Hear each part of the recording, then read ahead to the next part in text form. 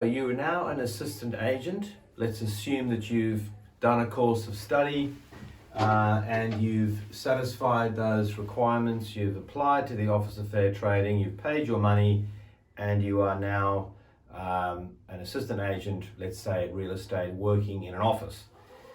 It is very common for me to hear, if that's where you've reached or where you're up to, that you're going to sit here for the amount of time, which is a maximum of 48 months or 4 years, and you're just going to wait it out and do the minimum progression because at the end of that you're going to then have elevated yourself to class 2 and life will go on. Well, I'm here to tell you that's probably not what I would be suggesting you do.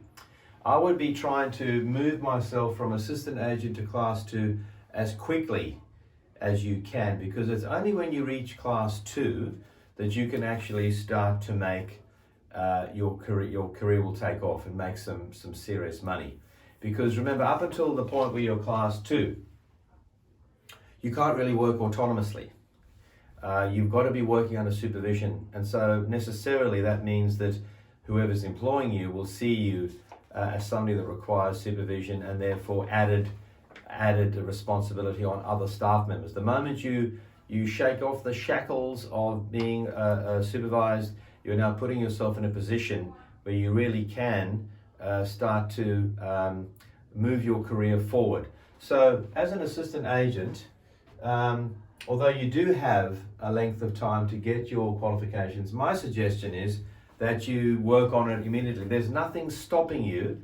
You could, in theory, have done your assistant agent qualification, get yourself registered, and the very next week or month, you could then be completing your certificate 4 and getting it all done. And all you would then need to do is to maintain a logbook and to remain in that position for a minimum of 12 months. And then you can apply for a class 2, and then your opportunities will open up. So I have mentioned the word logbook, and I want to show you what a logbook looks like so that you're aware of it, right? It's not just your notes and your boss's notes. It is a proper logbook. You'll see here that it's got the emblem of the State Government of New South Wales, Office of Fair Trading. It's a standard form document, but it does quite clearly say that if you want to move from assistant agent to class 2, you are going to need very specifically to have done 9 or had signed off 9 tasks from part 1 of this logbook and 5 tasks from part 2. Now the good news is that the current format of the logbook does not require date stamps and time stamps, if that makes sense. It requires that your boss put their license, the number there, and their signature. In other words, it's your boss, the person paying you, the licensee in charge, the class 1 person, is saying, yes, this person knows these functions, and then will indicate with their number, their license number, and their signature that they are vouching for that. They are standing by their statement that you can do it. The sorts of things that you need to be able to do from part 1 is access and interpret property legislation. That's a fairly broad topic.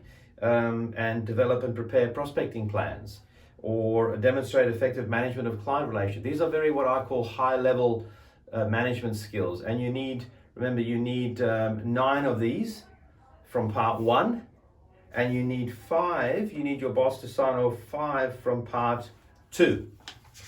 Once you're able to do that, you've done your logbook.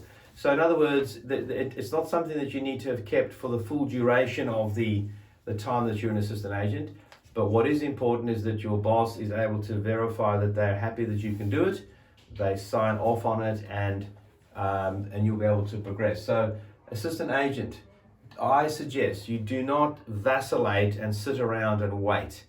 I suggest that you get your AA qualification, your assistant agent qualification, and as quickly as you can, you get your Cert 4 done, the rest of it. You get the rest of it done in as quick a time as you can, so that you're well ahead of the game. Make sure you keep your logbook during that time period, and it's very possible that you will then spend the minimum amount of time as an assistant agent before you can elevate to a class 2.